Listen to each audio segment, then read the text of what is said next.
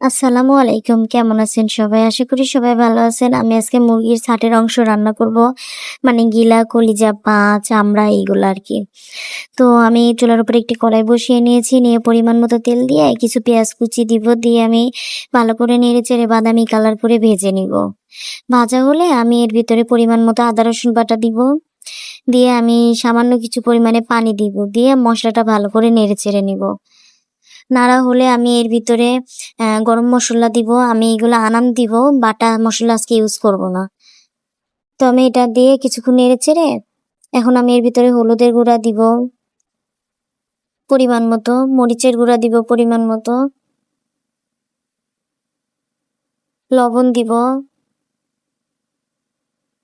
আর ধনিয়ার গুঁড়া দিব। দিয়ে ভালো করে নেড়েচেড়ে মসলাটা কষিয়ে নিব।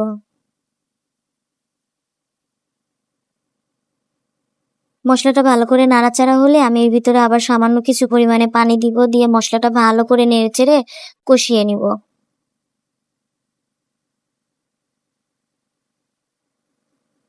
কিছুক্ষণ জাল করার পরেই তো আমার মসলা দিয়ে তেল ছেড়ে দিয়েছে। এখন আমি এর ভিতরে ওইগুলা দিয়ে দিব। দিয়ে আমি ভালো করে নেড়েচেড়ে কষিয়ে নিব কিছুক্ষণ।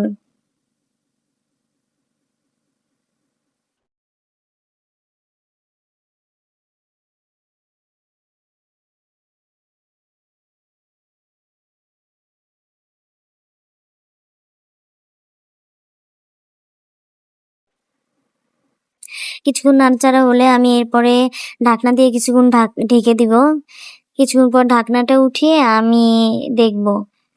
তো আমি আবারও নেড়ে ঢাকনা দিয়ে ঢেকে দিয়েছিলাম। এখন আবার কিছুক্ষণ পর উঠিয়েছি। তো ওটা দিয়ে পানি ছেড়ে দিয়েছে। তো আমি এখন আবার ভালো করে নেড়েচেড়ে দিব কিছুক্ষণ।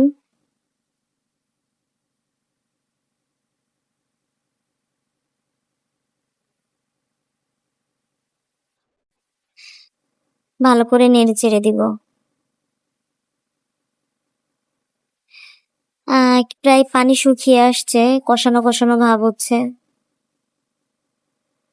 আমার কাছে এগুলা খেতে ভালোই লাগে। আপনাদের কাছে কেমন লাগে অবশ্যই কমেন্ট করে জানাবেন।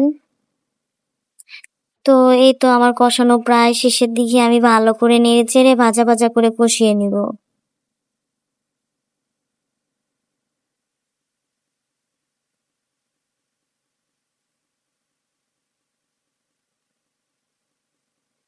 এখানে যত ভালো করে কষানো যাবে ততই মজা লাগে এটা খেতে।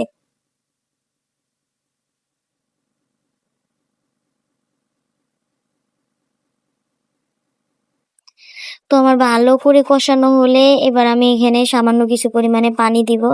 আমি বেশি পানি দিব না কারণ এটা ঝোল রাখবো না, মাখা, মাখা রাখবো এজন্য। তো পানি দিয়ে আমি ভালো করে নেড়েচেড়ে এবার ঢাকনা দিয়ে ঢেকে দিব কিছুক্ষণ। কিছুক্ষণ পর ঢাকনা উঠিয়ে নেড়েচেড়ে নিব। নাড়াচাড়া হলে আমি চুলার উপরে রেখে দিব। আমার পরিমাণ মতো আমি ঝোল রাখবো, মানে মাখা, মাখা ঝোল রাখবো। তো এই তো আমার তরকারির ফাইনাল লুক। সবার কেমন লাগলো অবশ্যই কমেন্ট করে জানাবেন। আল্লাহ হাফেজ।